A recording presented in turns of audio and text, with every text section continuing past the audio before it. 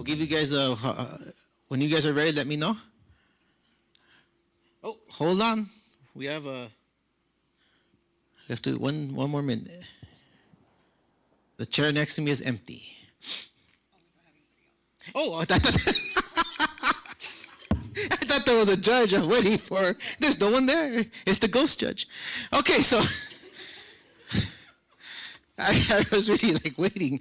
Okay. I'm sorry, Marilyn. Are you ready?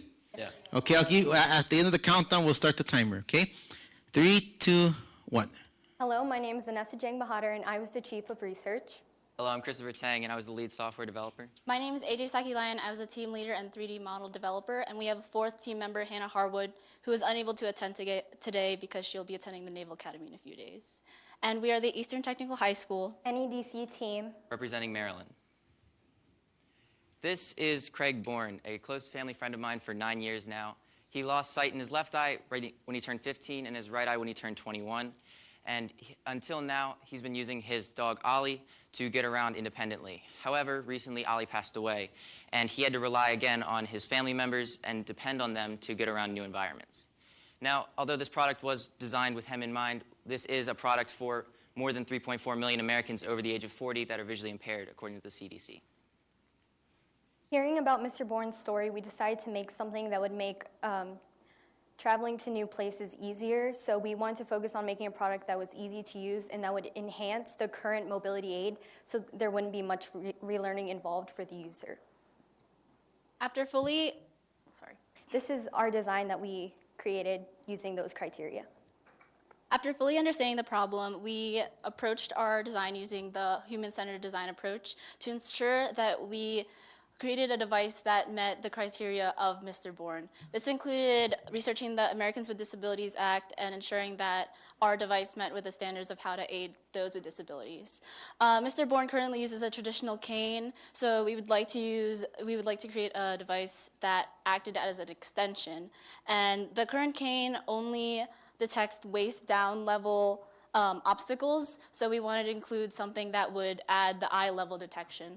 Finally, we wanted to create a device that was low cost and reached multiple socioeconomic levels and educational levels. So from our interview, we learned that only 15% to 20% of visually impaired individuals know how to read Braille. So we wanted to include raised shapes as a universal symbol for where the sensors were. And from our interview, we learned this really important quote: everything that you take for granted, you have to relearn. And this really changed our approach because we were able to empathize learning his day-to-day struggles with being visually impaired. And with the relearning process, he is fully comfortable with the traditional cane. So just including the device will allow him to lessen the time that he has to relearn how to use our device. So in order to make the best product that we could, we decided to research some products that are currently on the market, one being the Ultra Cane, which is a traditional mobility aid that's electric, that has both audio and vibration capabilities. The problem with it is that it is $800, so it's not a viable solution for many members of the visually impaired community. Also, it requires you to completely relearn a completely new product. It doesn't include the pre-existing mobility aid. We also looked into service dogs, since that is what Mr. Craig Bourne had before he reverted back to using the traditional cane. Those cost around $60,000 since it has to be a specially trained animal, and it costs a lot of money to maintain them for every year that they're in service. We also looked into patents and made sure that we were not infringing any current patents that are out there. So we looked at similar products that are out there that are patented, and we actually got the stamp of approval from a patent examiner that we are not infringing on any patents that are currently out there. So one unique thing about our pod is the mount that is located on top of the pod. It is used to connect the user's pre-existing mobility aid to the pod so they can push it along the ground. We also have an ultrasonic sensor that is oriented upwards, so if the pod were to be pushed underneath a table or a chair, it would alert the user that they have something that they need to avoid. We also learned from our interview that Mr. Bourne holds his cane at a natural angle of 45 degrees. So we have a raised hole in the mount at 45 degrees to ensure that he's holding the device at a natural and comfortable position. So the device itself has 3 main inputs and 3 outputs. The two ultrasonic sensors, one is directed upwards to detect any head height obstacles, and one in the front to detect various distances in front of the pod. And the third input is an avoidance sensor in the front, which detects any sweeping motion in front of the cane, like animals or people that are walking. And 3 main inputs, 2 of which are vibration motors at the bottom of the mount that sends vibrations up the shaft into the handle for the user to be alerted. And the last output is a piezo buzzer located in the body of the pod, which changes pitch based on the distances in front of the pod. So first, I'll be showing the ultrasonic sensor test at the top with vibration. So a common problem with visually impaired individuals and their traditional cane is if their cane slips under a desk or they walk under a table or something, they won't know where it is. But with our pod, as soon as it goes under, you can feel the vibrations in the shaft. It's kind of quiet, but you can feel the vibrations in the handle. The second of which is the avoidance sensor, which is to stop any, or to alert the user of any animals, humans that walk in front of the pod that they would otherwise be unaware of. So as soon as something sweeps in front of this sensor, the vibrations also go up the shaft. The third sensor, the ultrasonic sensor at the front, detects different distances in front. When you turn it on, it's high pitched close, and as you get further, it gets lower pitched.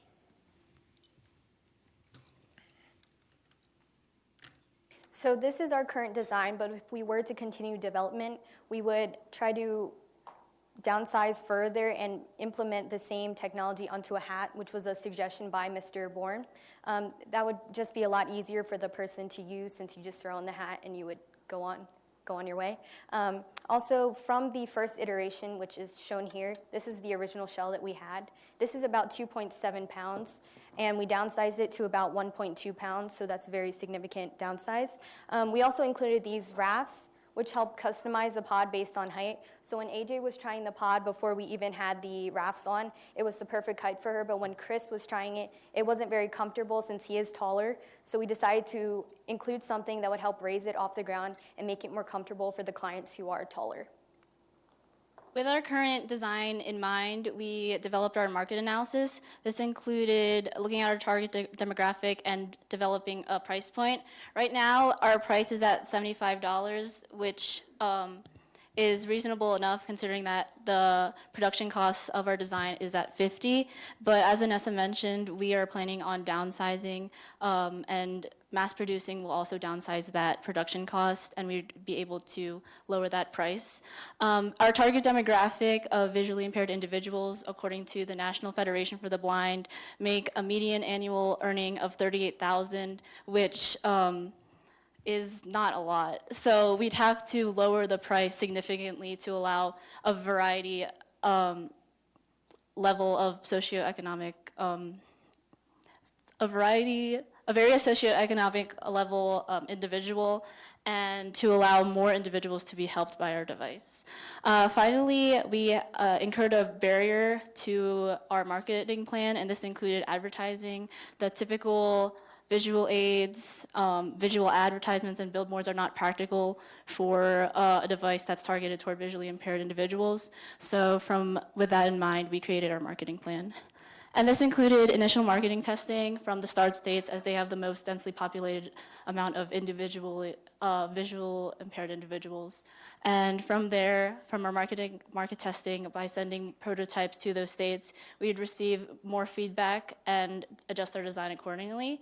After we've developed a final cohesive design, we would create an online website that would include audio aids, and we would also sell this product at medical equipment stores and pharmacies, as that's the most appropriate place for our design. So this product is not only marketed towards those 3.4 million Americans over 40, it's also marketed towards children and people in developing countries that can't afford normal health care, let alone health care for their disabilities. So we really wanted to focus on helping a demographic that's often overlooked by modern innovators in society and create a product that's affordable for those people that don't have that opportunity as the rest of us. Thank you. We'll take any questions at the poster symposium. Thank you for your presentation.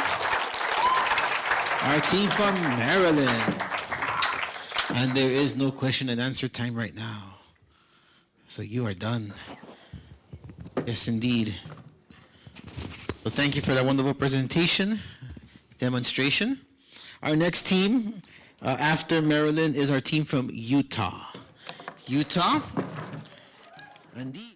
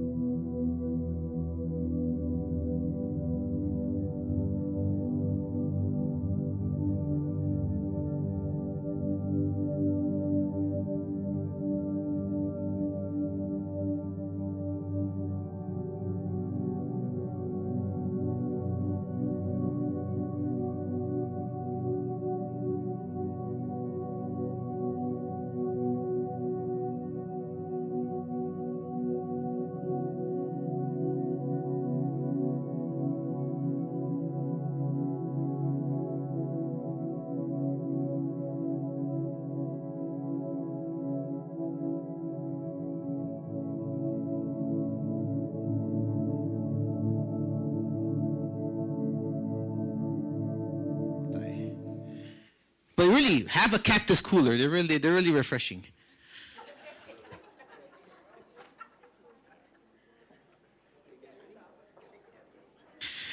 Okay, wonderful.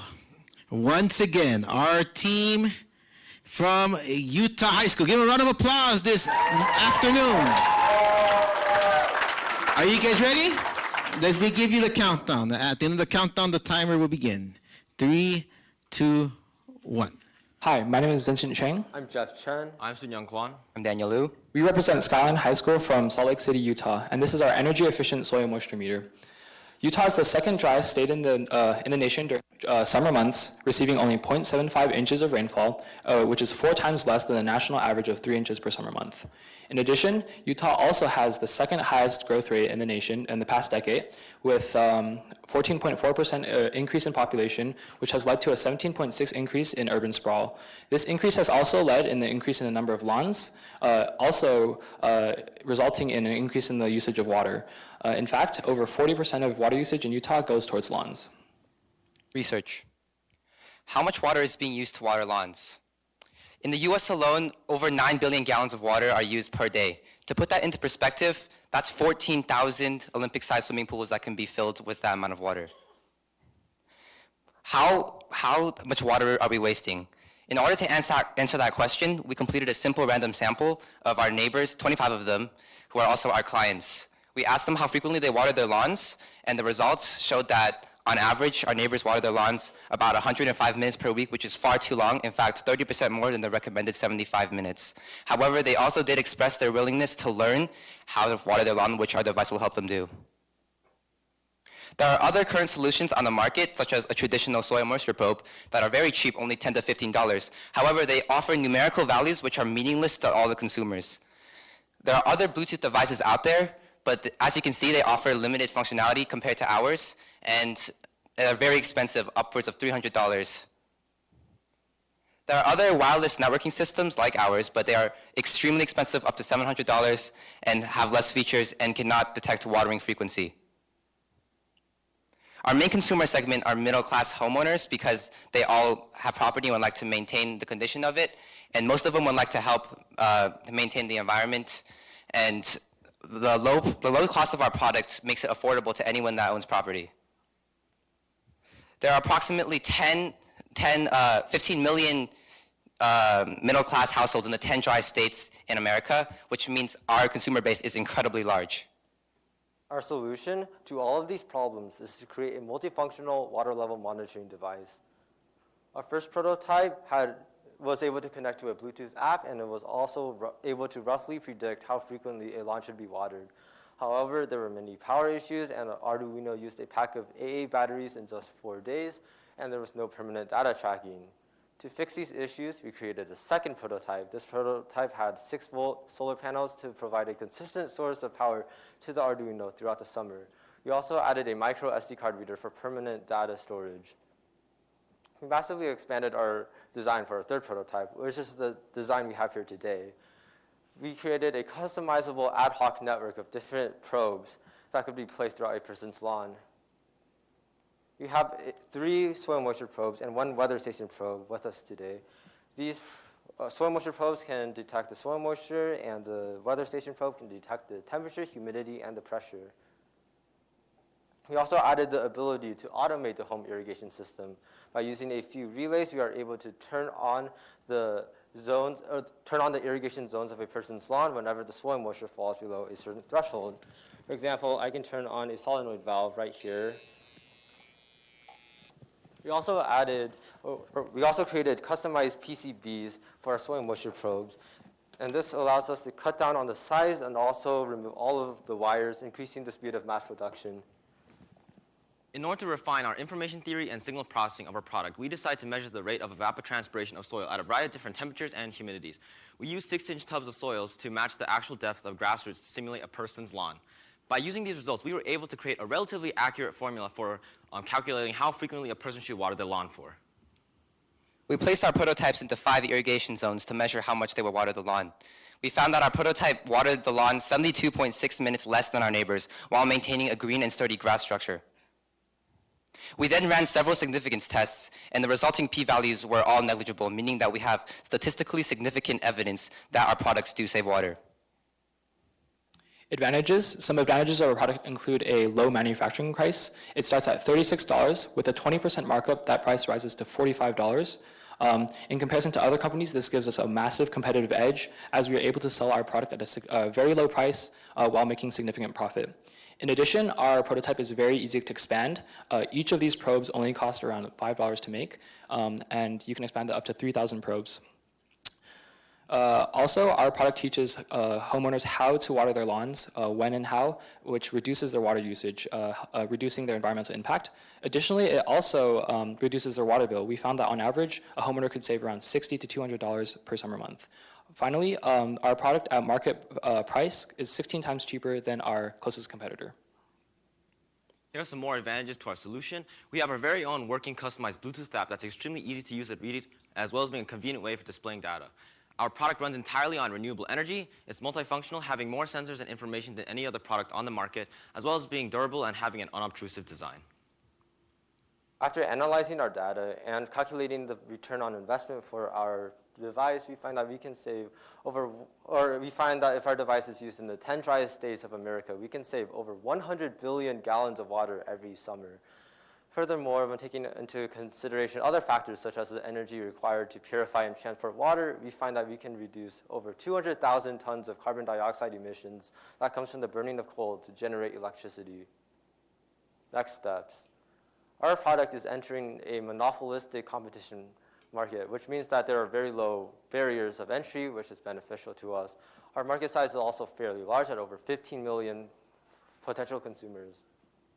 Our first step is to begin manufacturing. This is quite easy since our product is inexpensive to create, as well as being easy to create in bulk.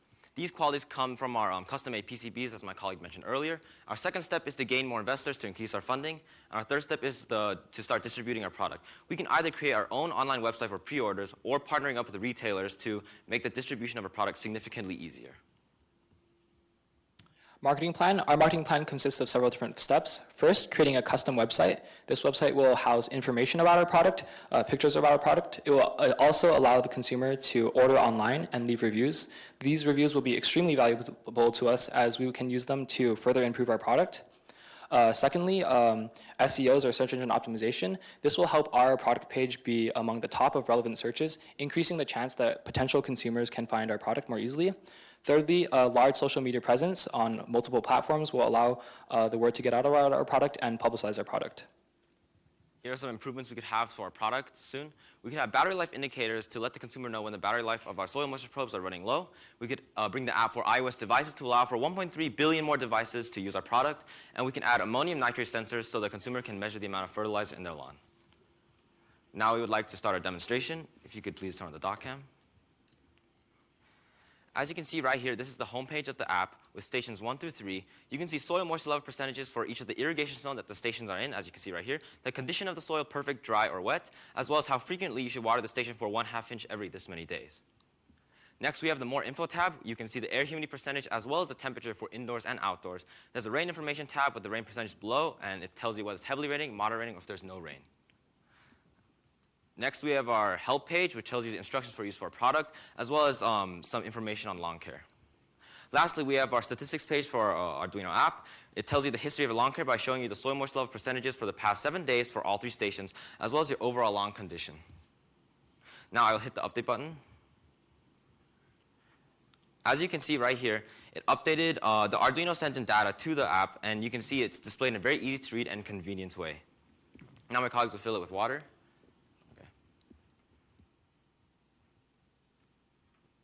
As you can see, the stations changed, the soil moisture percentage went up, and you can see the condition is no longer perfect. It's wet now, and you can see the new station, it watered every 4 days now.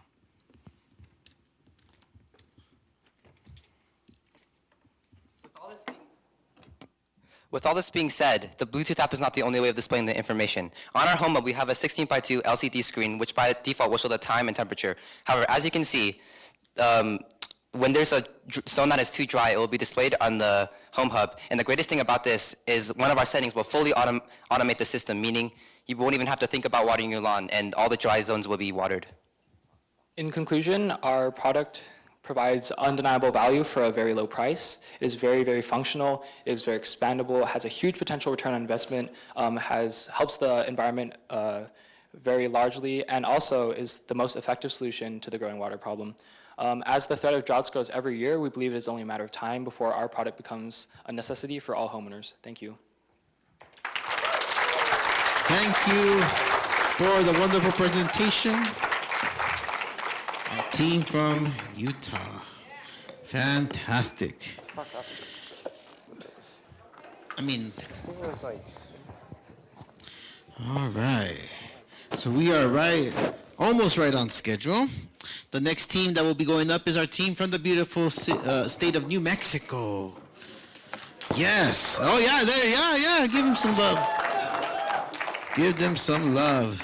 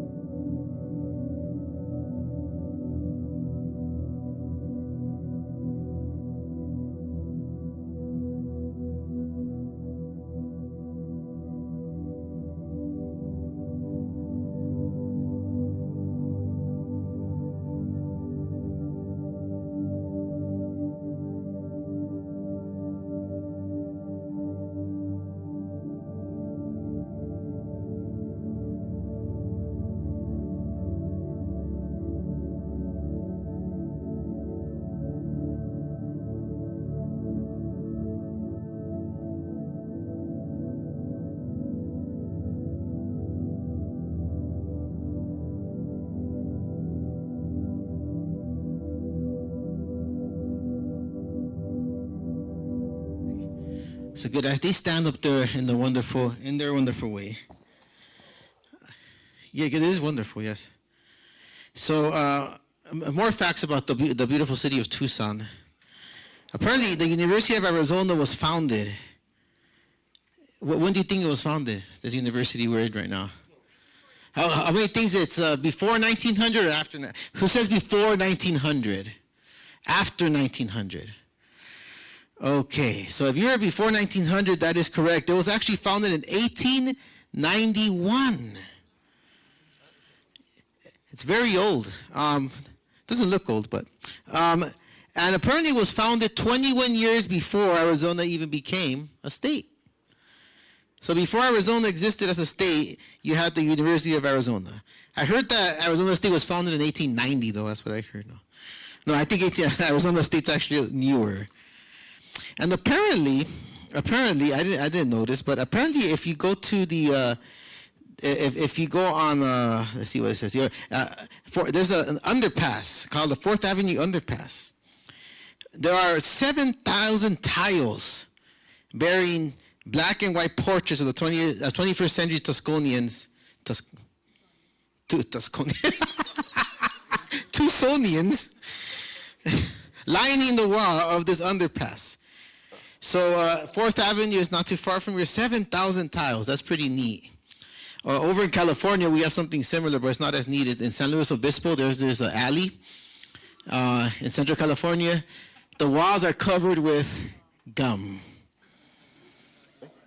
So the tradition is that you take your gum and you stick it on this wall, and you join. It has to be thousands of pieces of gum.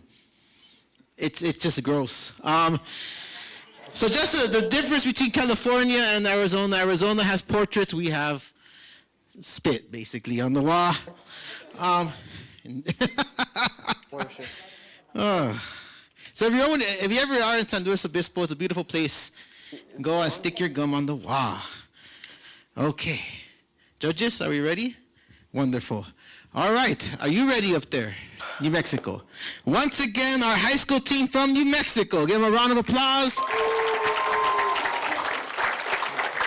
All right. I'm going to give you a countdown and then we'll start the timer. In 3, 2, 1. Hola y bienvenidos. Nosotros vinimos de la Academia de Next Gen, una preparatoria localizada en Albuquerque, Nuevo México. Nosotros somos Equipo Nuevo México. Hello and welcome everyone. We are from Next Gen Academy, a high school in Albuquerque, New Mexico, and we are Team New Mexico. My name is Zephan Heisch. Calum Tobias. Carly Salazar. Jesus Aguilar. Did you know that New Mexico ranks second worst for food insecurity in our nation? 1 in 4 New Mexico children lives in poverty. In addition, 1 in 3 American children will develop diabetes, a condition generally associated with unhealthy eating choices, inactivity, and being overweight. Food insecurity is a state of being without reliable access to sufficient quantity of affordable, nutritious food. Living in a world filled with fast and processed food, school gardens provide food that is fresh, rich, and nutritious for students. We are working to develop a solution with Governor Bent Elementary School to combat food insecurity in our community. As you can see, Governor Bent is only half a mile away from our school, and sadly, 88% of the student body does qualify for free breakfast and lunch. A solution to this problem are school gardens. School gardens will provide fresh, free, nutritious food to students and is a fantastic learning opportunity for students and families alike. They serve as an engaging outdoor classroom to teach all subjects. Despite school gardens being super beneficial, they are also very difficult to maintain due to many challenges of gardening in our climate. New Mexico and other arid southwest states such as Arizona can have upwards of 30-degree temperature swings daily. As you can see on these graphs behind me that show the average monthly highs and lows in Albuquerque, New Mexico and Tucson, Arizona, the nightly lows and daily highs tend to differ by a significant amount. In combination with intense sunlight at high elevations, these large temperature swings can prove fatal for plant life. It's even more difficult at schools when there aren't always people willing or able to take care of the plants, especially after school hours, on weekends, and during summer and winter breaks. There are solutions available. Hoop houses are inexpensive, customizable alternatives to greenhouse which regulate the temperature for the growing environment. However, hoop houses aren't the best solution as you have to buy the materials yourself, build it yourself, and they are quite hefty to maintain. Greenhouses would be an alternative to this, however, they are very expensive and too large for gardens or homes to afford. We aim to lower food insecurity in our community and provide children in our community access to fresh and nutritious produce by making a neighboring school garden sustainable through automation. With this, we plan on eliminating many challenges of gardening in New Mexico. Introducing our solution, the automated retractable hoop house. Our hoop house, unlike other hoop houses, features a cover that retracts in response to environmental temperature. We recorded the internal and external temperatures of our device while constantly covered over a 24-hour period, and as you can see, at some points throughout the day, the temperature inside the hoop house was over 20 degrees Fahrenheit warmer than the temperature outside the hoop house, which, while may be beneficial during certain times of the year, would not be ideal year-round. A retractable design could help keep plants warm during cooler months while preventing them from baking in the strong southwest sun. In addition to this test, our project has undergone several stages of research, development, and testing, resulting in changes in both motors and cover materials in order to use only the best materials for our device. We are confident that our automated retractable hoop house design will bring you the most sustainable growing environment for your plants. Now, let's show you how it works. As Calum said, it does automatically open and close in response to the environmental temperature around the hoop house. Now, that is, once the temperature reaches outside the desired range, the hoop house will close, and once it reaches back into the desired range, the hoop house will, in turn, open again, creating a sustainable growing environment for your plants. Now, this is an element of automation that is, no other product has this element of automation on the market, and is a huge perk of our design, as well as cutting out any client use to have to control the temperature inside. So with the purchase of The automated retractable hoop house comes free on-site installation and 2 semi-annual updates. Now, what I mean by that updates are there's a summer and a winter version. The summer version comes with this shade cloth as the retractable cover. The retractable cover will go over here, and it will also have open sides. Once it reaches above 85 degrees, the hoop house will actually close. Now, protecting from hot summer sun, generally the reason for plants dying in the summer. Now, once it reaches below 80 degrees Fahrenheit, the hoop house will open again, creating a nice growing environment. But today, we have the winter variation. Now, the winter variation is covered in polyethylene plastic, that is the sides and the retractable cover. And right now, it's pretty nice in here. It's above 55 degrees, so the hoop house is going to be open. But once I apply this freeze spray to our temperature sensor, yes, there's a thing called freeze spray, didn't know it. Once I apply it to our temperature sensor, once it gets below 50 degrees, the hoop house will in turn close. But it will take a second because in the real world, temperature swings won't be this drastic that quickly. So keep your attention on here while Carly speaks. Now I'll compare the 3 different options to the hoop house. So first we have our automatic retractable hoop house, then our DIY hoop house, and then the greenhouse. The reason why our automatic retractable hoop house is greater is because of the of how autonomous it is to keep plants living for as long as possible, for the customization of the hoop house, and for the inexpensiveness for schools and families. The automatic retractable hoop house was originally designed for Governor Bennett Elementary and other school gardens. Because of the functionality when nobody's around and the safety that comes with the retractable cover as opposed to heaters or fans, it is also applicable to residential use.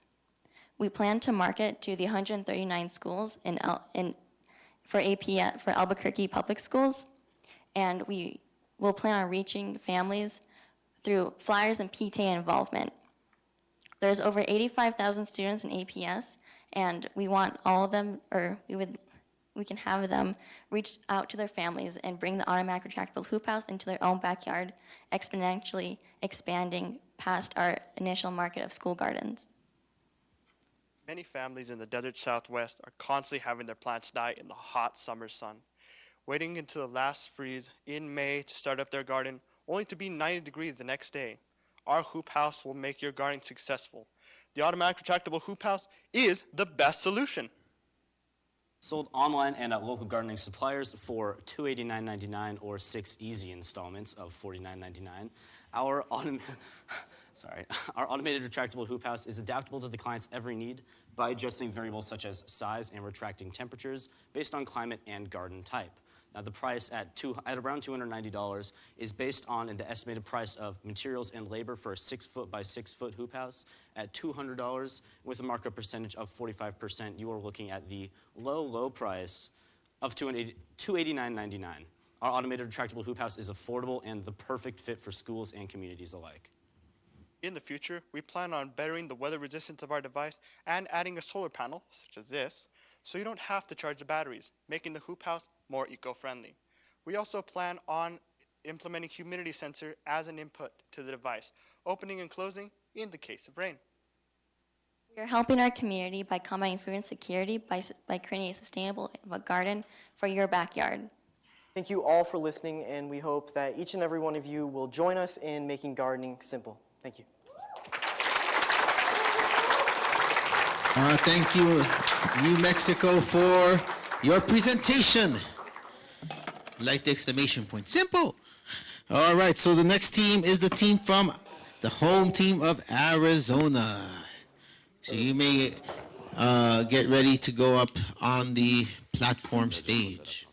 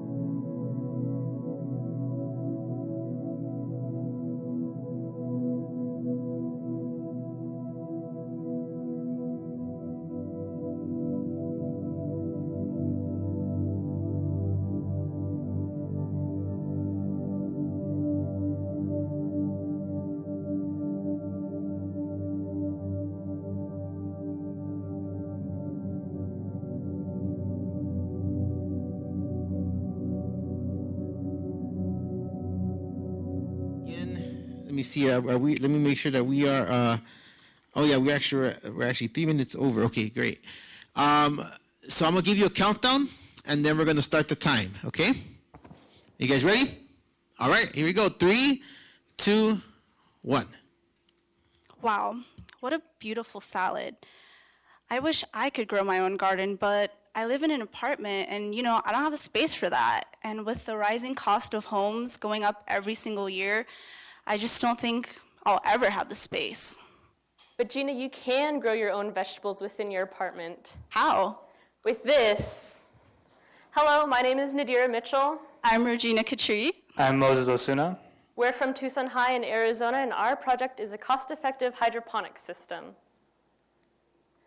So time and space is an obstacle that many people face when they want to grow their own garden. Some people don't want to put in the effort it takes. And there is no easy way to tell whether or not your growing methods are effective. And our main client is Mr. Jeremy Jonas. He is the biotechnology teacher at Tucson High, and he is the Farm Club advisor. He wanted an educational model to be used within the classroom to teach students where vegetables come from and how they grow. And he wanted the system to be able to see what's going on, so you can see what the roots are doing. It's small enough to fit on a classroom counter.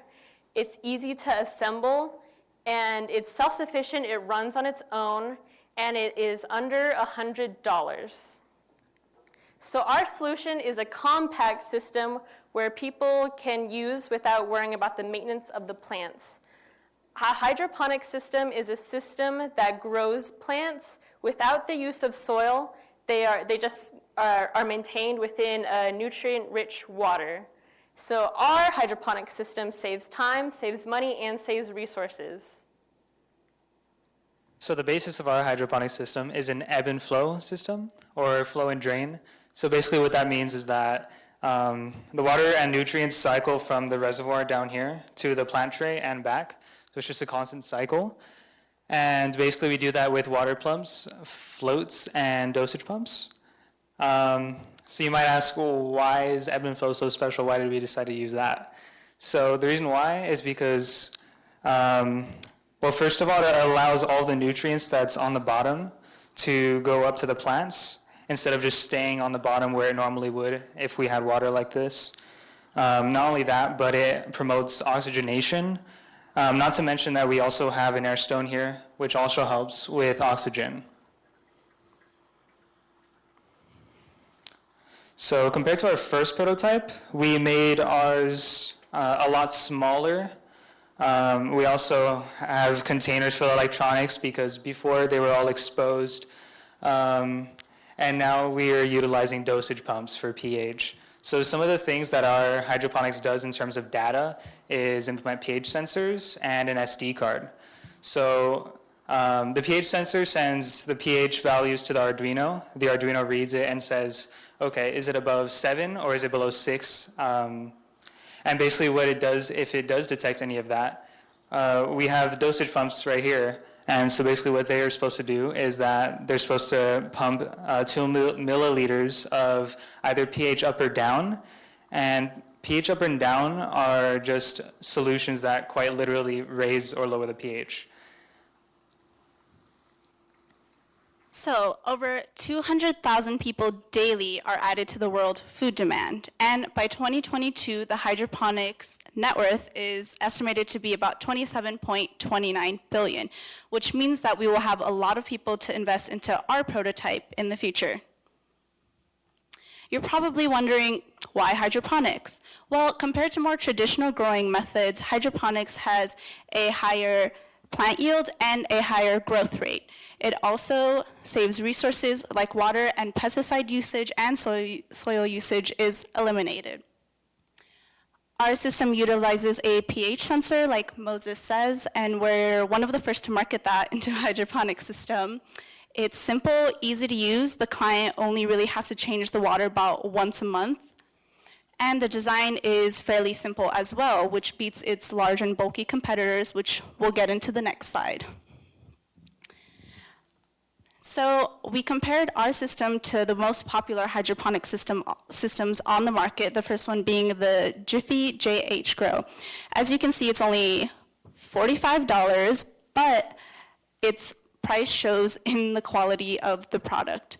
One of the more expensive ones is the Class 5 Ebb and Flow, which is $450, but it's extremely complicated, not user-friendly. Next is a Super Closet Superponics, which is $224. Although it is really simple, uncomplicated setup, it uses feed drippers, which means more client interference, and it doesn't have a transparent bin, which is what our main client, Jeremy Jonas, wanted. So even though Mr. Jonas is our main client, we also conducted a client survey with other local Tucsonans, and the majority said they were interested in owning their own hydroponics system. Globally, hydroponic systems can be used in places where the environment is too harsh to rely on traditional agriculture. Also in urban areas where there is no space at all to grow your own garden, these systems can be used within your home. So our total material cost was $137. Although that exceeds Mr. Jonas's budget, we can lower it down by mass producing it and through item optimization. Regardless, it's within our other clients' budgets. For our next steps, we'd like to make this a more sleek and more compact design. In the future, we want to implement a web server, and what we're going to do with that is we're going to have a plant database, and basically that'll just have all the things you might need to make sure you are doing in order to keep your plants safe and growing properly. And the database will have the pH values of the plants, so you know what pH values you want to set your dosage pumps to detect. Lastly, we want to make sure we have a vendor's license to sell our product to schools because, of course, our client is Jeremy Jonas, and he wants to use our hydroponics system for demonstration purposes for his class. We're not taking questions, so thank you. Okay, thank you, Arizona, for your presentation. The next school after Arizona is our team from Washington, High School, Washington, Kiwanis High School. Their project is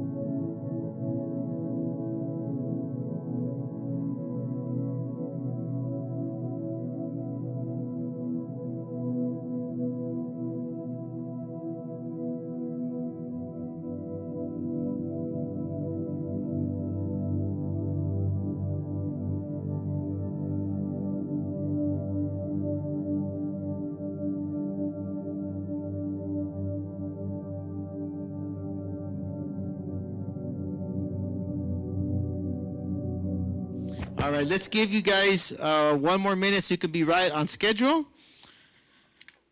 I've been looking at the Facebook posts, and there's people watching. We need to get more people watching, though. Right now, we need to get more people on it. So if you go to the Facebook Arizona website, you can access it. Oh, there it is there. Oh, now there's less people. I said that. Oh, now there's more people. Oh, gosh. So, so just go on that site so we can have more people and watch these wonderful presentations. Okay. All right, Washington will give you, it's 2 o'clock. So are you waving till you come out on the camera? Okay. In all seriousness, Washington, are you ready? Yes. Okay, so let me go ahead and give you a countdown, and you'll have 10 minutes.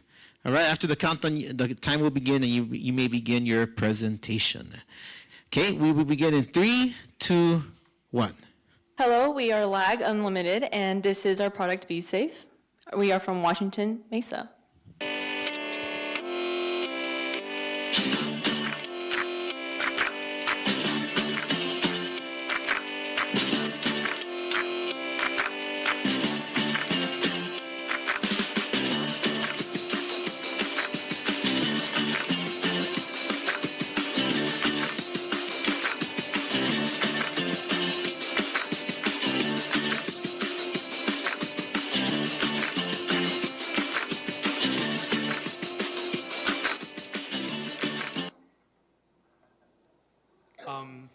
That was our project, and that could have been easily preventable with our Be Safe project. We created 5 different components that are fully functional, compact, and user-friendly. And Gio is going to be presenting our alerting system. One of these components is the alerting system. The alerting system works by sensing the distance between a moving car and the bike rider. It uses using the ultrasonic sensor. When they're riding the bike, as you can see here, this would be on the back of the bike, and then the part Lucio is holding would be on the front. So we want to give the rider the ability to move the sensor in any direction they'd want using our app that we developed. So here you can see quick left and right buttons. So when I click this, it'll move the sensor to the direction you want so that the rider can choose where they want the sensor to point. Then we also added a security system, so when the bike is tampered with, it will alert you that a person is moving your bike. So as Lucio will show you. So this would be attached right here. This would be in the front of on the bikes, and this also has a wireless streaming camera that will direct connectly to your app so that you can see what's around the person or who actually stole your bike. So on the alerting system on the back, we also added the camera. And then we added laser projection bike lanes that will turn on automatically in the night so that cars know that you have your own designated space so they can stay away from you. And we also created signal lights so you can direct so the driver knows what way you're going to turn. These are our blinker lights. You can attach these anywhere on your bike. You can attach them to your handlebars, on the back of your bike, or where I'm going to put them is in the front of the bike. These work by using our phone app, using on-screen buttons and voice command. So I'll show you an example of the voice command. Flashers. So when flashers is said to the phone, it will automatically activate the blinker lights so that the rider doesn't have to look away from the phone. And as another thing is when the car is approaching, the red LEDs will activate to alert you that a car is approaching you, as well as a buzzer and a vibration motor. Yellow meaning that you are safe, that a car is approaching. You're still safe, but a car is approaching. And then green meaning that you are safe. And we also created our side lights. These are used for when you're riding your bike and you have some lights to get the driver's attention. You add these to your bike, and during the day, using a sensor, right now it's kind of dark in here, so they're orange and red. But during the day, so let me... As it just changed. Oh, as you see, that would be during the day. We chose these colors because they're the farthest colors you can see during the day and night. And finally, we have our emergency braking system, which unfortunately we didn't get to complete. But how this would work is this would be attached to the back of your bike, and there would be a sensor streaming, giving data with the ultrasonic sensor, and then an RPM sensor to tell how fast you're going. So when certain parameters are met, the brake will be pulled using a servo motor, and it will gradually slow you down so that you're not abruptly stopped. The reason for us creating this project and what inspired us to make this project was when I was in the 5th grade, I got hit by a car when I was riding my bike. I was sent to the hospital where I had to stay there and recover for the next 5 months. Statistics show that in urban bicycle accidents tend to happen more often, and in fact, 70% of all fatal bike accidents occur in urban cities. And out of the top 10 most dangerous cities for bicyclists, Arizona Tucson is number 2. Here's an example of a distracted driver hitting a bicyclist. Ouch.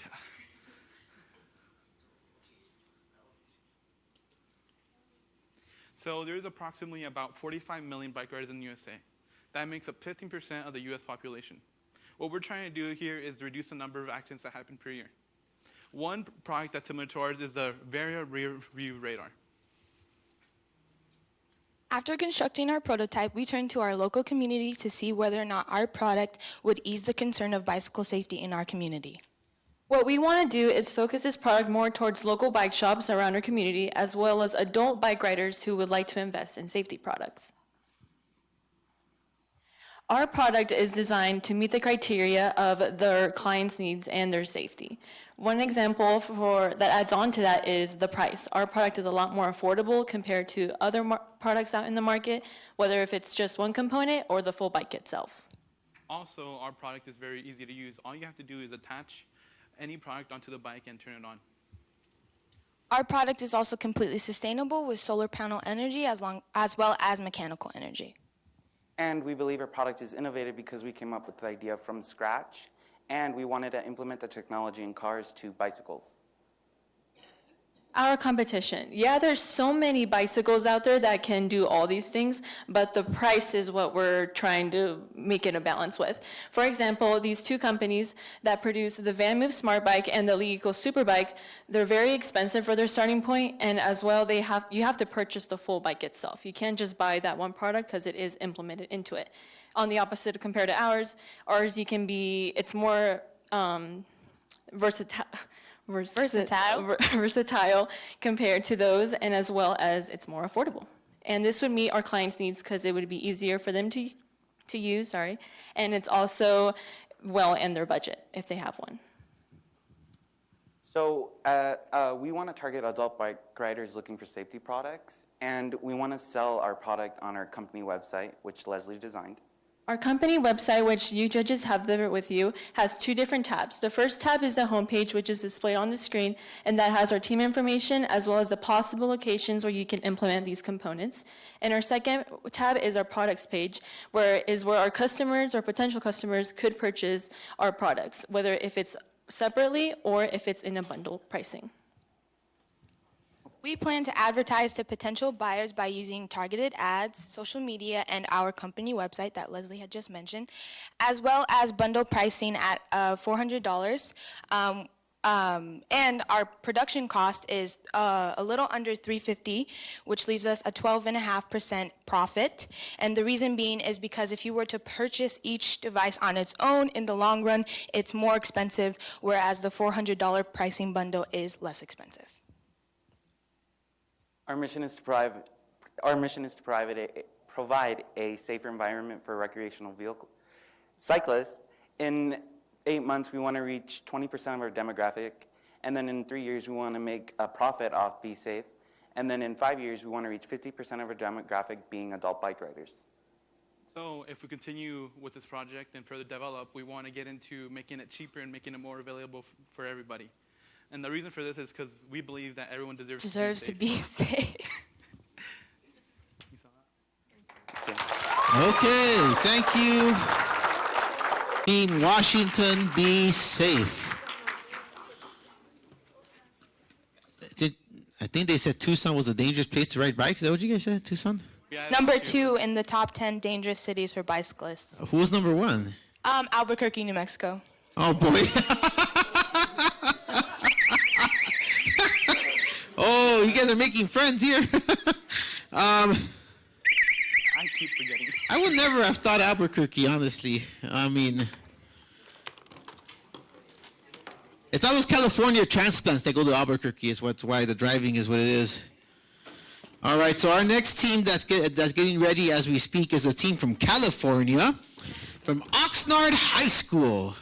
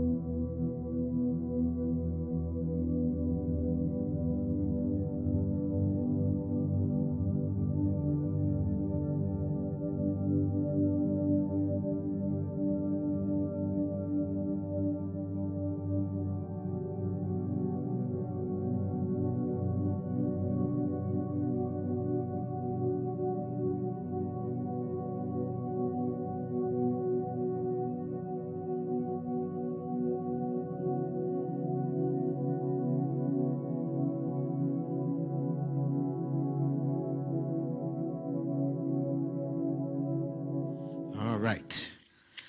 So, it is a great choice. You've been there. You see, it's a beautiful place. You see Santa Barbara. You know, it's a beautiful place. Okay. All right. So, are you guys ready up there? Yes. Is the sound ready and everything? Yeah? Yeah. Huh. Okay, so we're gonna go ahead and start the timer. Let me see here, and I'll give you a countdown like I've been giving the other teams for the 10-minute presentation that you have. Okay. All right. So we'll start in 3, 2, 1. When you think about California, what things come to mind? High taxes, beaches, Hollywood? How about earthquakes? Well, recent events have added just one more thing to that list: wildfires. And with the wildfires, the hazardous air that comes with it. Hi, I'm Sarah Centeno. I'm David Polito. And my name is Carl Kuyos. And there's, of course, Jenna Nguyen, who unfortunately could not make it here today. And we would like to introduce you to the Respiratory Local Air Quality Sensor, or as we like to call it, RELAX. Now, the problem we came across was this. We couldn't get the air quality information that we needed during the wildfires. Third-party sources such as weather apps or websites were inundated with heavy user traffic. So it led to things like people getting kicked off the server, or people couldn't log on, or it shorted out and gave entirely inaccurate data. This is important because people who have respiratory problems need this information to determine the path of less risk as they go about their day to protect themselves from their symptoms. Plus, people might not have in an emergency the Wi-Fi or the devices necessary to tap into these resources. We established that our client base included not just students, teachers, and staff, but also everyone else in the community who either have respiratory issues or were just concerned in general about how air quality impacts their overall health. How does a ragtag team of high schoolers solve this issue? Well, we throw in RELAX. It's an intuitive, innovative air quality sensor that can be used whenever you want it, at any time. We did a general survey to determine if we had a demand for our market here. In a survey conducted with 51 students, 96% did say that yes, they agreed they would like a sensor like ours around, and said that our school district would benefit from having these installed around schools to tell you when air quality is bad. In addition, they gave us specific criteria. It must be aesthetically pleasing, discreet, and it must be user-friendly, easy to understand. Which brings us into our prototype where we start to develop the body to our backbone.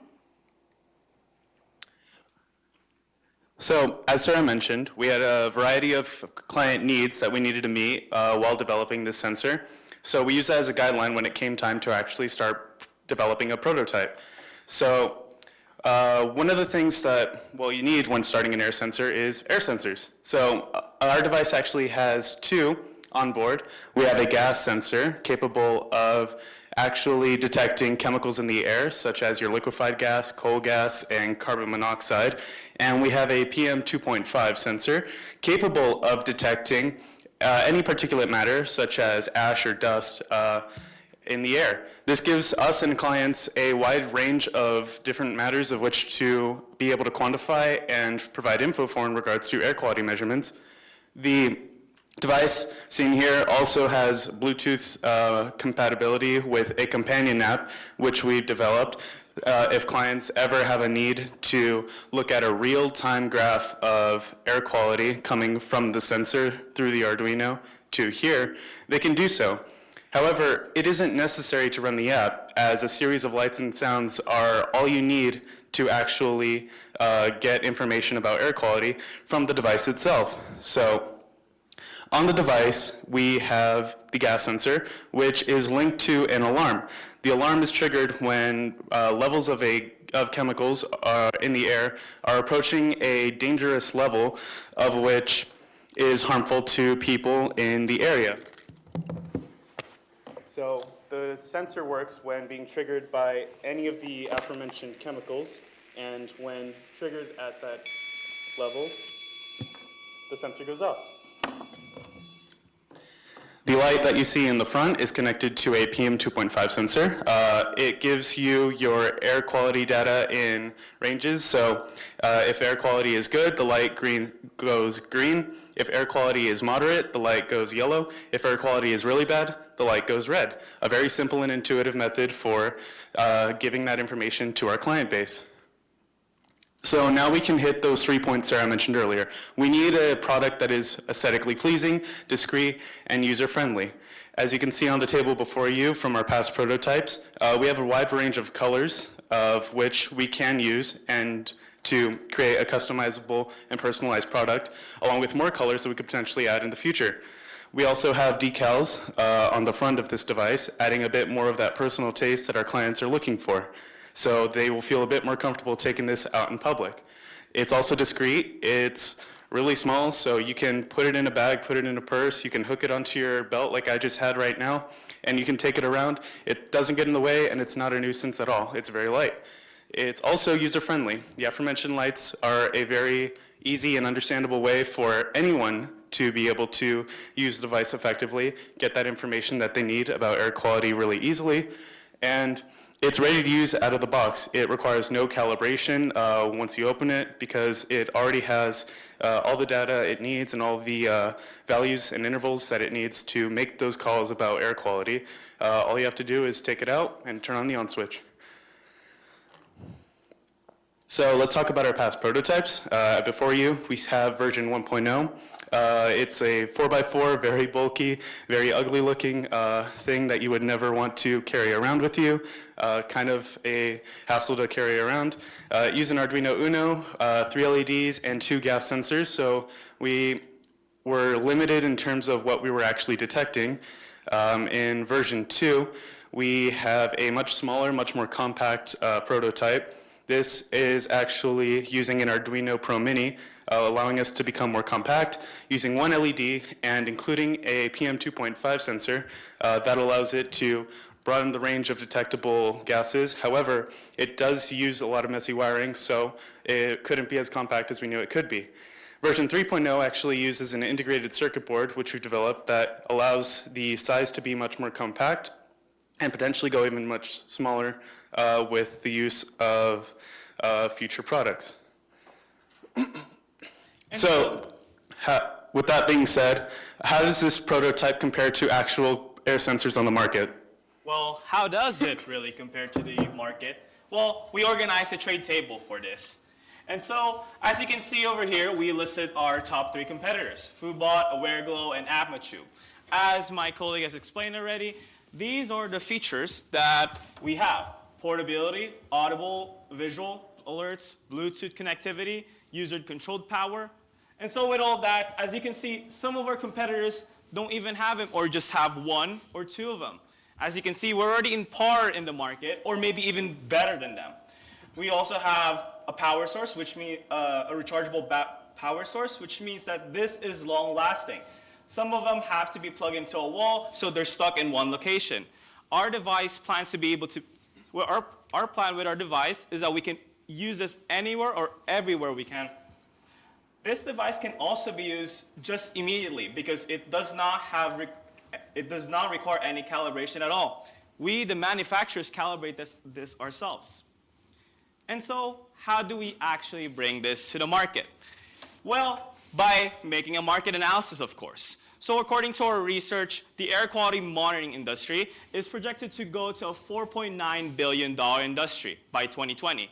As we know, our society continues to grow, and with this, air quality concerns would continue to grow, and as well as air pollution. And as such, knowing our air quality is very essential. And now, let's discuss how much does Relax cost?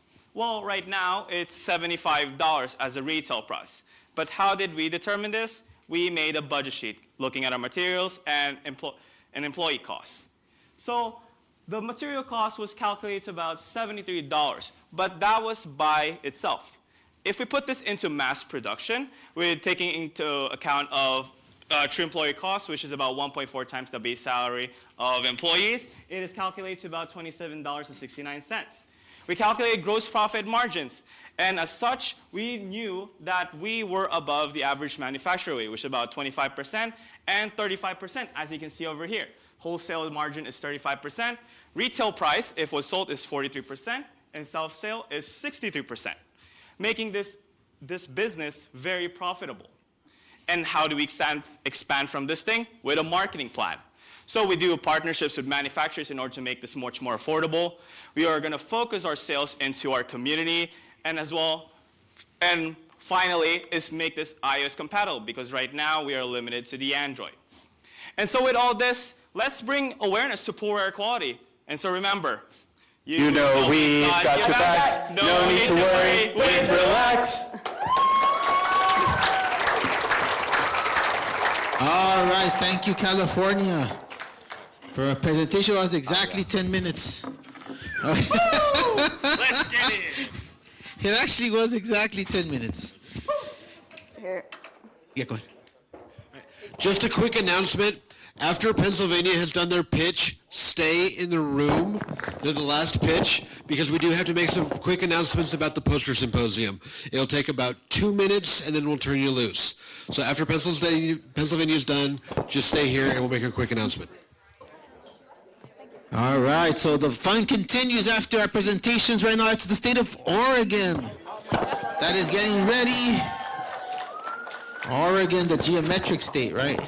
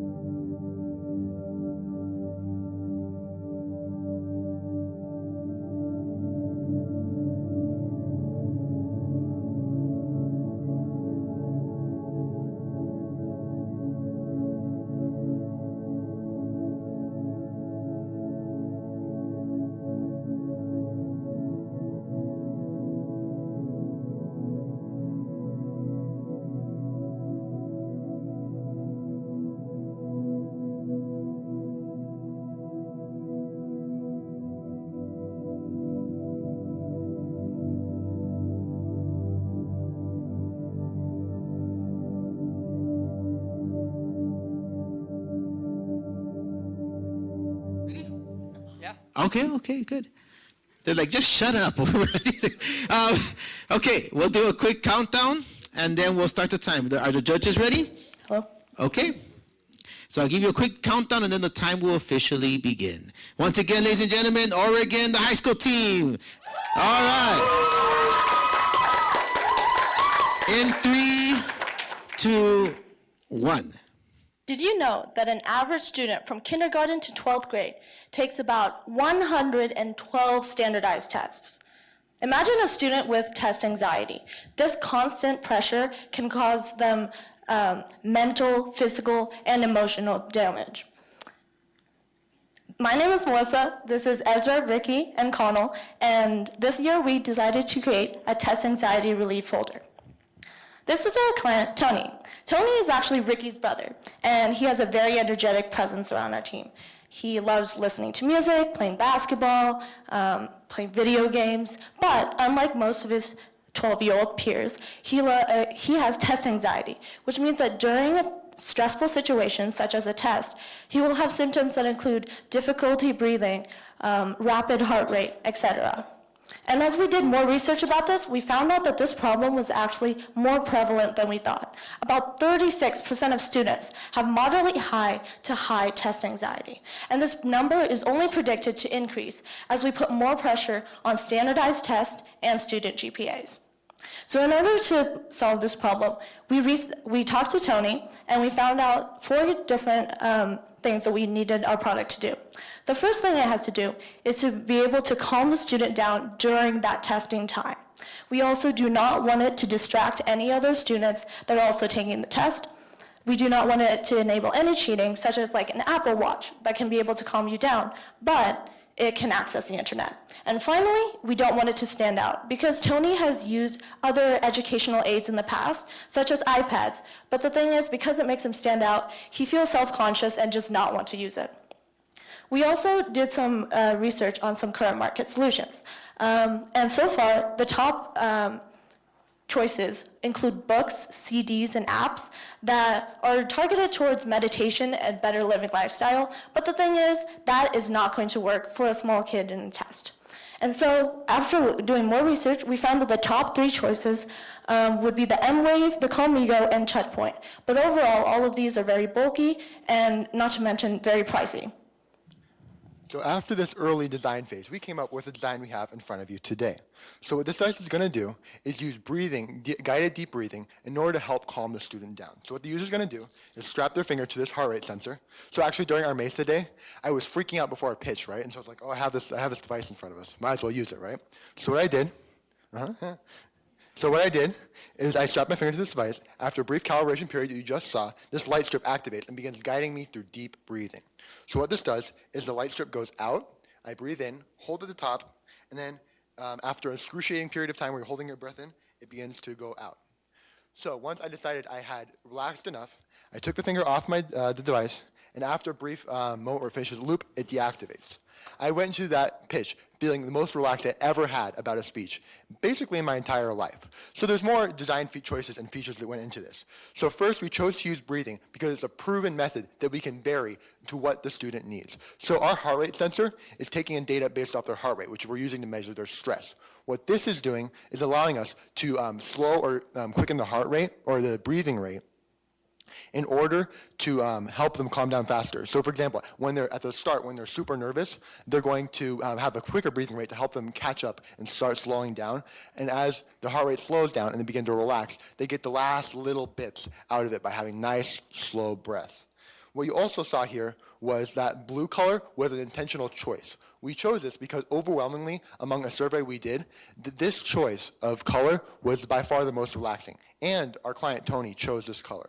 It aids the breathing and helping us relax. The third choice was to put this inside of this testing folder. Tony wants to remain discreet while using this device, so we put it inside this very common 3-fold cardboard device, which allows him to use it while being inside a testing environment and remaining hidden. In addition, these wings block out any light from this strip, so Tony can relax, knowing that he's not going to be noticed while using this device. Our fourth choice, design choice here, might be our most interesting. So this Bluetooth module is sending valuable information to this GUI here, which goes onto the teacher's computer. So what this is showing is how long the student's been using the device, the current heart rate, and this graph is showing their heart rate over time. This isn't actual data. If this was someone's actual heart rate, they might need to go get an AED or something, or a miracle. This is not good, folks. What's actually going to happen is that this is going to slowly go down over time as our device does its work. In addition, with the teacher, for example, sees that the student has been using the device for a long time or has had elevated heart rates, they can take this information, go over to the student and be like, hey, buddy, you're doing great, keep it up. Or maybe, hey, buddy, you can take the last technical questions off, especially in special education environments, which are more flexible. They can even go ahead and maybe end the test, especially for someone who's really struggling. All in all, this device gives students a quick, easy way to become relieved of stress, and teachers the means to help their students where there was previously not one. So the current market does not provide any device that can be casually used during a test. This means that our device is the only device that can relieve test anxiety today. This means that our device is more subtle and easy to use, and it also has a direct connection to the teacher. The testing folder setup allows the concealment of the main device, and the location of the pulse sensor allows for easy access to guided breathing at any time for Tony, just using a finger. Because our device is specifically for test anxiety relief, we can use guided breathing as a method for relaxation without needing to use any additional features that might make the device harder to use and more confusing, and also make Tony stand out even more. With the combination of all of these features, our device fulfills all of Tony's needs and helps him relax more during a test. So during our design process, we noticed a few persistent issues with our design. For one, the graphical user interface that you see can only display data from one device, not across multiple devices. In the future, we'd like to code an app in C++ that could scale this up and allow a group of students to take a test at the same time and use this device while the teacher is monitoring it as well. We'd also like to add extra features like labeling and alerts for the teacher when a student's heart rate gets too high. Another limitation on our design was the accuracy and consistency of the pulse sensor. We noticed sometimes, we tried to address this earlier by taking data on the pulse sensor and then implementing that data into our programming. But even after that, we still noticed some issues accurately reading the heart rate of a student.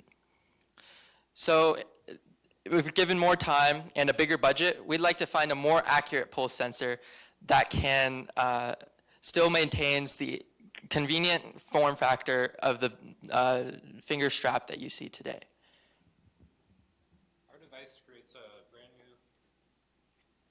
Our device creates a brand new market for electronic test anxiety devices that has not existed in the past. This market includes schools and school districts. Schools and school districts have a position called technology coordinators, which we want to market our device specifically towards. Also, schools are increasingly buying more electronic products like iPads and Chromebooks. So this suggests that there is a motivation to obtain useful and educational devices. Our device is both educational and useful, as well as unique. No other product on the market addresses test anxiety during a test, or addresses test anxiety at all, or is marketed specifically towards schools. So this limits our barriers, but we still have to face publicity and name recognition, which will be important to increase as we sell our device. So we considered several factors when we were creating our initial price point for our product.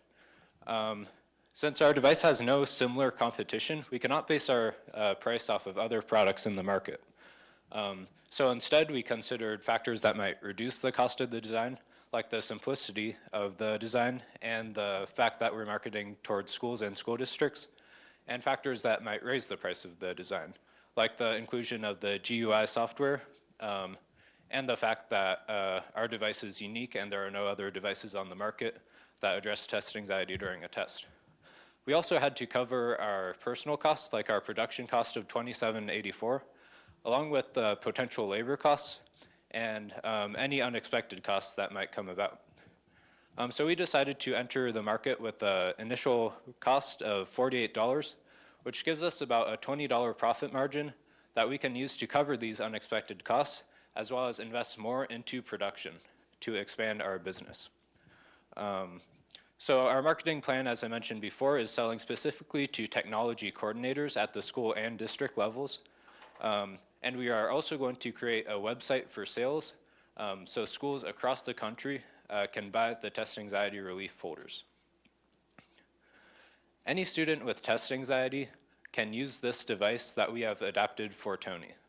For the first time, Tony and other students with test anxiety can sit down in a classroom full of people, take a test, and show their true knowledge on a test. Thank you. All right. Thank you, Oregon, for your presentation. All right. Thank you so much.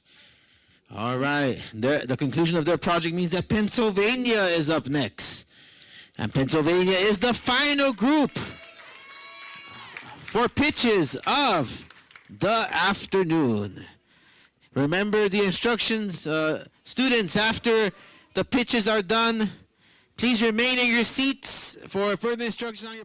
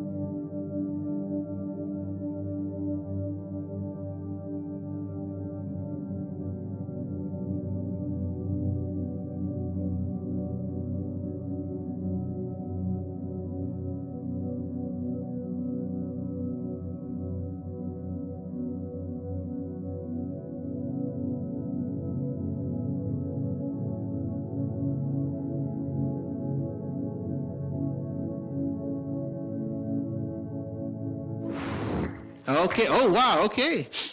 I can hear your breath. Wait, Okay. hold on. We need to get a mic for him. It's right here. Oh, yeah. There you go. That's indeed why we asked. So it is 2:45. The time for the final presentation. Are you ready up there? Yes. Yes. Respond by saying yes. Yes. Okay, great. So I will do a countdown and then begin the time. Are judges ready? All right, and I'm sure everyone is ready because there was too many jokes. Okay, ready? 3, 2, 1. Hello, we are the Vertical Vikings. My name is Finolubi Akinodi. My name is Anila Alex. My name is Shani Huang. And my name is Solomon Aldad, and today we will be presenting to you our Northeast High School project, a vertical hydroponic system. In the United States, we have a huge menacing problem, and that is our addiction to fast food and other unhealthy diets. This addiction is causing high rates of depression, obesity, digestive issues, type 2 diabetes, heart issues, and cancer. In other words, unhealthy food is the common denominator to all of these problems. We were brought here to tackle this issue because many people in our country are living in what you would call food deserts. And many of them, and other Americans, are also victims of a lack of a nutritious diet. We define our clients as people who know the importance of healthy food options. This includes vegans and urban families. We ask our clients, and it turns out that people who make bad food choices don't make it because they don't know the importance of good food choices, but make it because healthy eating options are costly. And this is what we set out to solve. We asked ourselves the question, why healthy diet options costly? We identified 4 factors: land, labor, maintenance, and distance.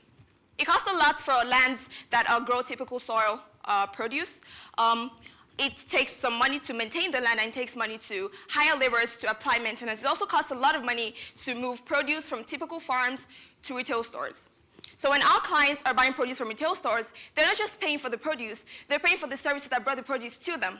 By identifying these 4 factors, we understood what we had to eliminate in our model. We knew that whatever model we created had to meet the following criteria and constraints. It needed to be an indoor system to eliminate the need for land and distance. It needed to consume less resources in terms of maintenance and labor. It needed to have a variety of food to feed a family because variety is the spice of life. All the while being cost-effective, energy-preserving, and easy to assemble. We checked our market and found a product that sort of meets this, and it was a conventional hydroponic system. We tried to implement it, but found that it didn't meet the constraints for maintenance, as the water has to be changed once every 2 days, or it's have a pungent smell due to lack of aeration. Our model doesn't have that problem because it uses a drip irrigation system. Also, the conventional hydroponic system has about 8 slots, 6 to 8 slots. Ours has 90. This isn't it. We have a better one at home. We have a picture there. Ours has 90. And so it would take about 10, at least 10 conventional hydroponic systems to do what our model does in terms of variety, mass production, and sustainability for our clients. Which brings us here, vertical farming. Vertical farming uses hydroponics, the system of soilless production, to create food in vertically stacked layers using indoor farming techniques like artificial control of light. Our model, again, not here, uses LED lights. We chose LED lights because, well, we need lights for photosynthesis to happen. And LED lights are 75% less, consume 75% less energy, and are 25 times, and last longer, at least 25 times compared to typical light sources. Also, we had environmental control. We have a water system here, and again, drip irrigation system circles the water from this flood table into the system and back into the flood table. Finally, we use fertigation. Fertigation is the infusion of fertilizers into soil, or in our case, water. By doing this, we created a system that favors consumers in terms of land. It eliminates the need for land, reduces labor, and only has maintenance in terms of routine checks with our pH sensor and changing water once a month. It's very important to know that in vertical farming, the producers are the consumers. And when we speak, why vertical farming? And when adding on to what Fian said, one of the major advantages of our prototype is the drip irrigation system. It has an efficient water usage system. At first, we had a conventional rack system which floods water, but in here, it's a drip irrigation system which allows maximum absorption and also constantly flowing. It also has no pesticide, has minimal amount of fertilizer, and also has zero to waste technology, where we also added a flood table that reduces water wastage immensely.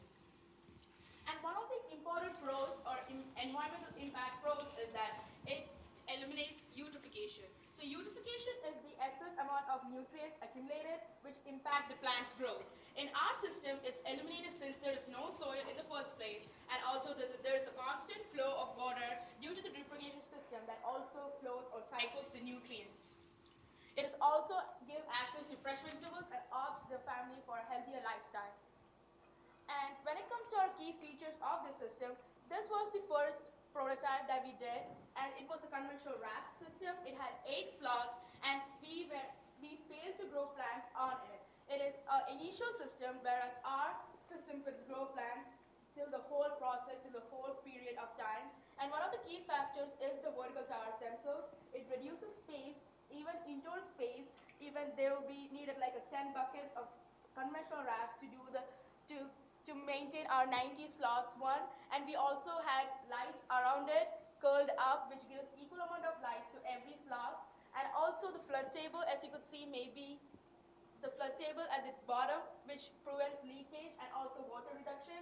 There's a small flood table here, as you could see. And also lastly, but not the least, the drip irrigation system, which makes it a key factor and sustainable system to do indoor farming. And we also had the Arduino sensor, where the pH of the water and the humidity and temperature of the room was recorded. For a potential of our design, we would like to have an efficient lighting system where it could be adjusted according to different plants. For example, for tomatoes, there is 5 strips needed. And for lettuce, only 2 strips needed. So a system where we could adjust lighting according to the variety of plants. And also we were considering of adding aquaponics into it in replace of artificial nutrients, and changing our sensor since it could not be submerged in water for a long time. Our next step was making a kit for both the compact and the complete version of it and sell it to the market. And we were also trying to do mass production so that we could create profit to continue this project along. All right, so let's talk about money. So why is it worthwhile to invest in the hydroponic market? In September 2014, the hydroponic market worth has reached 9.8 billion, and is estimated to reach 13.34 billion by 2020, and it's projected to reach 27.29 billion by 2022. With the global population on the rise, our food source is depleting in a proportional rate. Lands are limited, but hydroponics are not, and this is why the potential of the hydroponic market will only increase in the future.